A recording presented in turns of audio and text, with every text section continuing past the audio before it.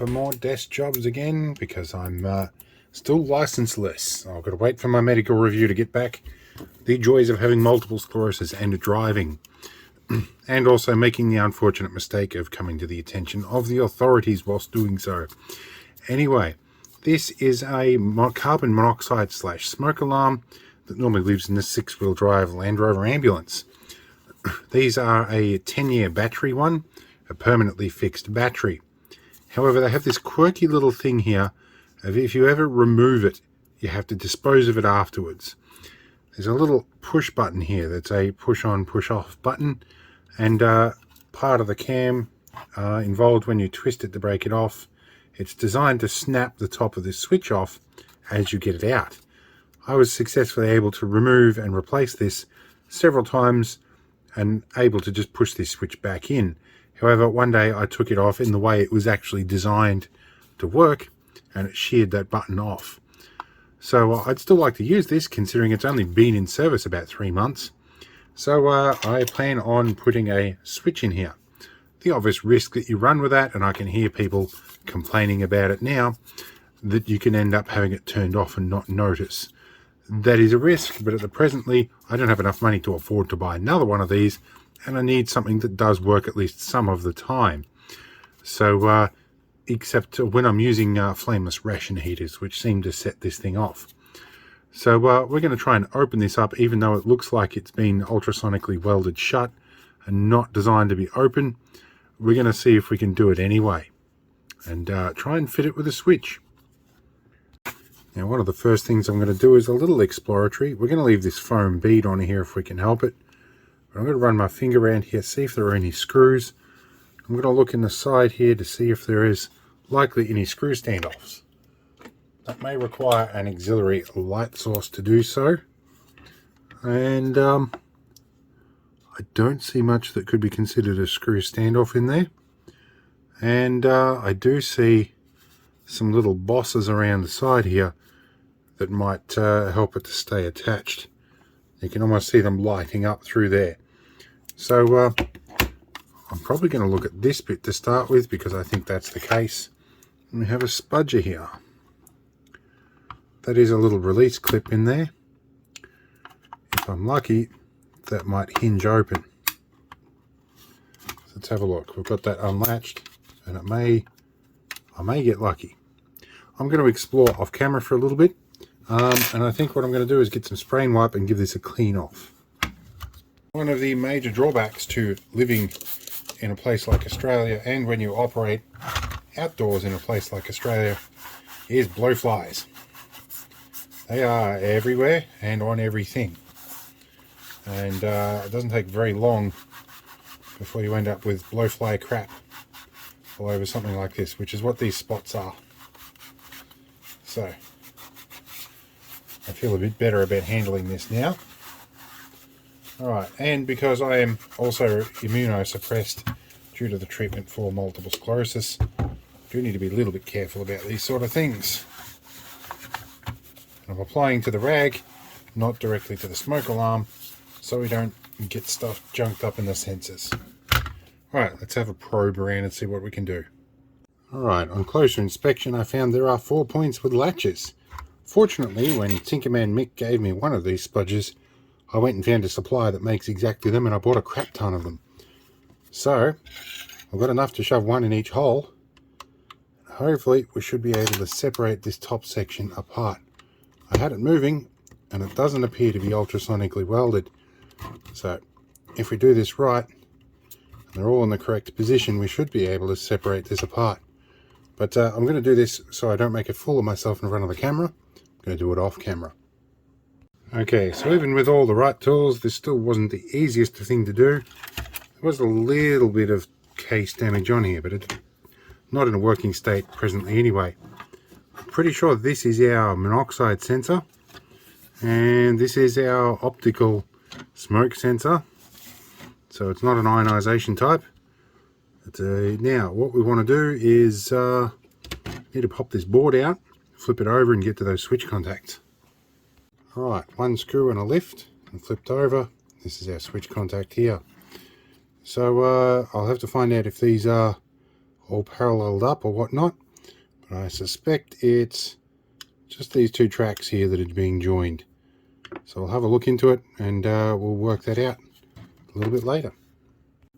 Okay, so it took some time to have a think about things, and I worked out, let's find a pointer here, and let's zoom in a bit, that on this switch, it's actually a double pole switch. It's switching that side and it's switching that side as well. So I had a single pole switch like this one. I'm going to ditch that and use a double pole switch like that one and switch both of these together.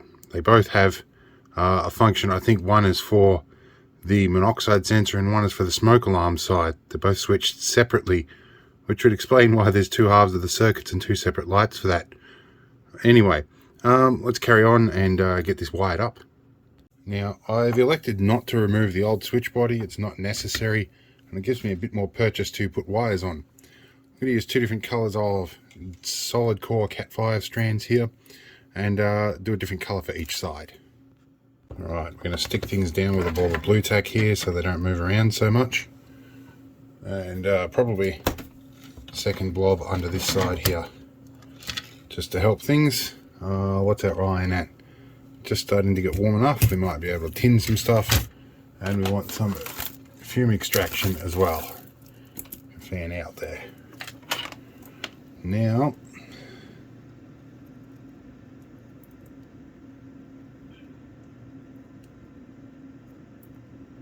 iron's a little bit cold there. We'll warm that up. Tinning the end of these so they go in nicely.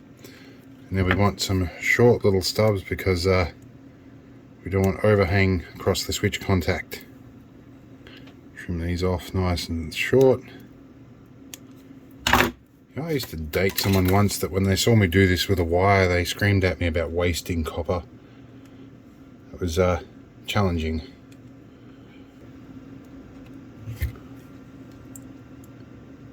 So I think they've used lead free.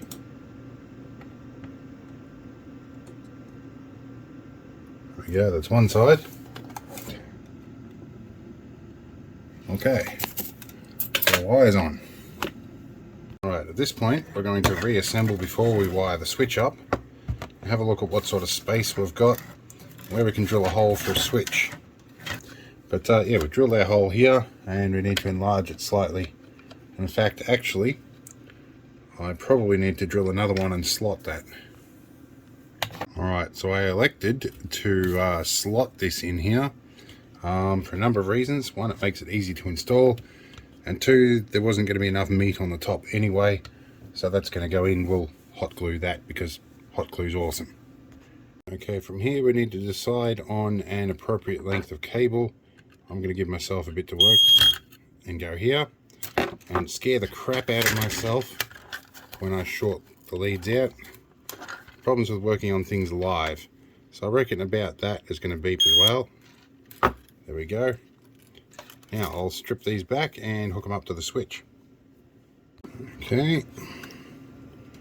Get a center on that one. Now each side of this switch is isolated from itself, so I'm not too worried about the polarity here. And I forgot to tin these, which is why they're not going on all that well. I tinned the switch terminals, but not the wires. That's much better. Trying to check the viewfinder and solder at the same time sometimes makes for shoddy solder joints. Now we do a test run. I've got this blocked off here. That looks like that's going to work just fine. Flashing lights happening. And we can turn off. That's also good. Okay, now to glue it in. Now, my track record with hot glue guns is pretty atrocious, so this is how I do hot glue now.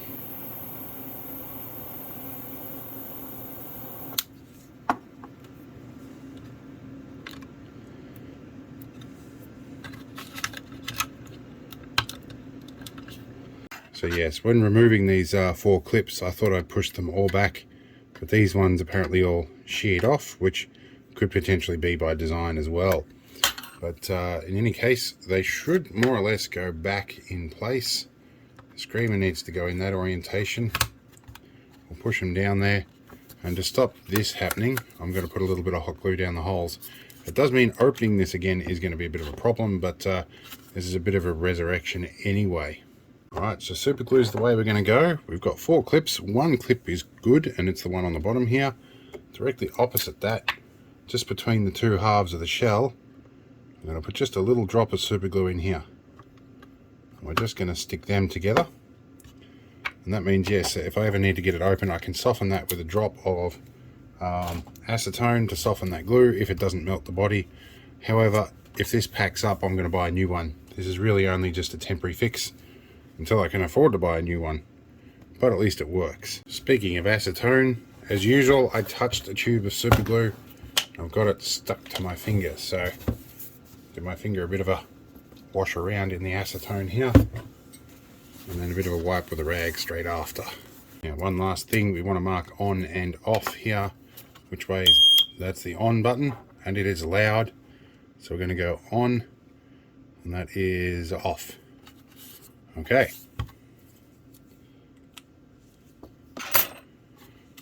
So I think we're done. We've got a switch on the side of our smoke alarm. Smoke/monoxide alarm. At least that makes it usable again, which is handy. So next time I'm out, which will be in an indefinite period of time, we'll put this back in the ambo and hopefully I won't gas myself to death. Anyway, see you in the next one.